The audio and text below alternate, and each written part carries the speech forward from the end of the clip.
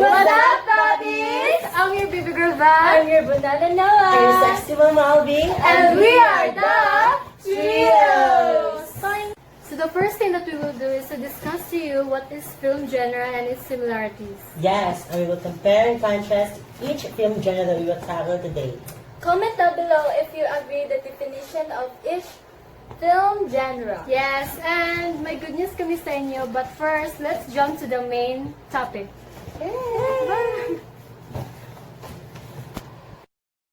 A film, also known as movie or a motion picture, is a series of moving images that's shown on the screen, usually with sounds that make up the story.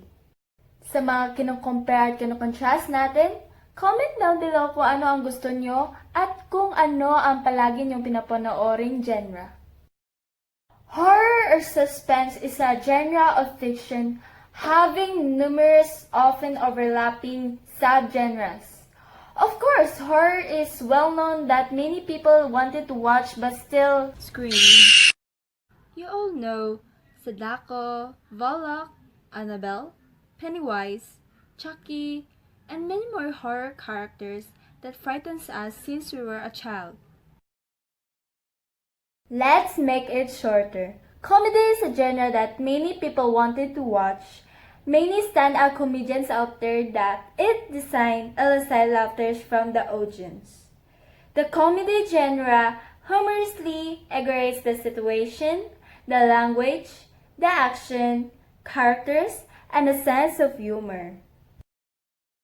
Action and adventure is a film genre that once featured a lot of sequences, the types of which includes but are not limited to fistfights, gunfights, car chases, foot chases, explosions, even flying in superhero films. Actually, action and adventure film are very similar in many ways, but still different because adventure film, basically, is an exciting or mission being the center of the tale.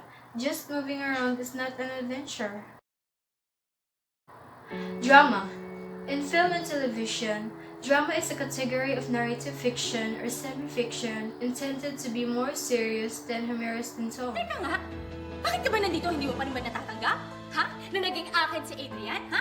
Akin siya! Akin si Adrian! Akin siya! Akin siya! Akin siya!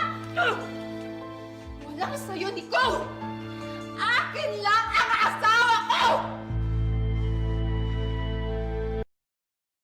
Historical or epic film genre is a long narrative poem in elevated styles recounting the deeds of a legendary or the historical hero. The Odyssey and the Iliad are epics. Historical epics are usually set in ancient times, and they are large-scale films which use high technology, high production values, and emphasize visual spectacle, especially based on large-scale battle scenes and actions of set pieces. Biopic or biographical picture are a subgenre of the larger drama and epic film genres, and although they reached a heyday of popularity in the 1930s, they're still prominent to this day. In many cases, these films put an emphasis on the large events, such as wartime, political, history, or even social conditions, surrounding the person's entire life as they rise to fame and glory. Some begin with a person's childhood, but others concentrate on an adult achievements. In the mid-1930s, three honored Warner Bros. Historical or biographical films, all by the director William Dieterle, starred Paul Mooney, the archetypal portrayer of great man. Crime and gangsters are developed around the sinister action of criminals and gangsters, particularly bank robbers, underworld figures, and ruthless hoodlums who operate outside the laws, stealing and violently murdering their way through life. Dr. Mabuse the Gambler Part 1 and 2, 1922 to 1923, a super silent crime melodrama about an evil criminal boss capable of disguised conspiracy and tremendous hypnotic powers. Detective mystery films are usually considered as a subtype of crime or gangsters or suspense or thriller films that focus on the unsolved crime, usually the murder or the disappearance of one or more of the characters or theft.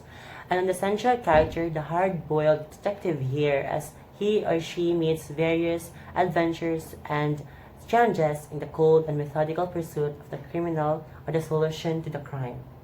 Solving the crime through clues and exceptional relational powers. Example for this film is Sherlock Holmes.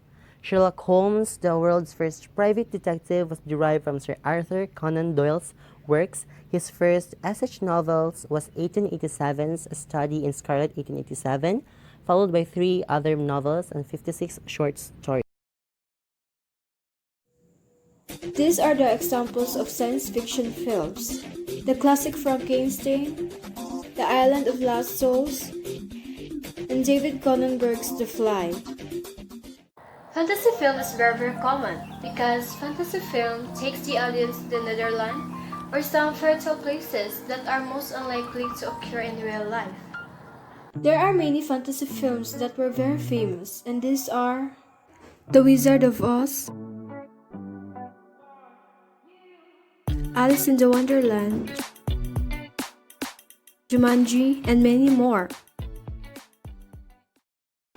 So yun lamang po at sana may natutunan kayo sa aming diskusyon. Yes! And yung about sa good news namin,